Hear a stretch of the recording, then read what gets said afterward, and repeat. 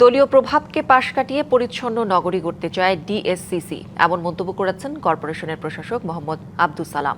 সকালে নগর ভবনে এডিস মশাবাহিত ডেঙ্গু ও চিকুনগুনিয়া প্রতিরোধে প্রাক বর্ষা এডিস মশার লার্ভা জরিপ কার্যক্রমের উদ্বোধনী অনুষ্ঠানে তিনি একথা বলেন।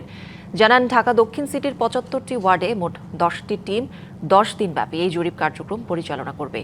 ডেঙ্গু যাতে ভয়াবহ আকার ধারণ করতে না পারে সেজন্য সব ধরনের প্রস্তুতি রয়েছে বলেও জানান তিনি। অনেক ক্ষেত্রে দলীয় পরিচয়ের দখলদারিত্বের কারণে নগরী অপরিচ্ছন্ন হচ্ছে। সাংবাদিকদের এমন অভিযোগে তিনি বলেন, নগরীকে পরিচ্ছন্ন রাখতে ময়লাকে শুধুই ময়লা হিসেবে দেখা হবে, সেখানে কোনো দলীয় পরিচয় বিবেচনায় নেওয়া হবে না। কোথাও যদি এটার লার্ভা পাওয়া যায়, সাথে সাথে যাতে সেটা আবার আমরা অ্যাকশনও যেতে পারি।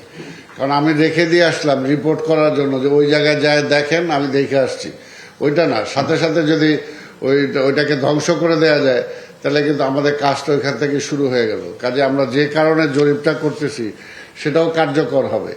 ঈদ আসবে, সাথে ক্যাশব্যাকও আসবে। নিজের বা প্রিয়জনের জন্য কেনাকাটায় এবারও নগদ পেমেন্টে পাচ্ছেন দারুণ ক্যাশব্যাক। তাই যাই কিনুন, পেমেন্ট করুন নগদে।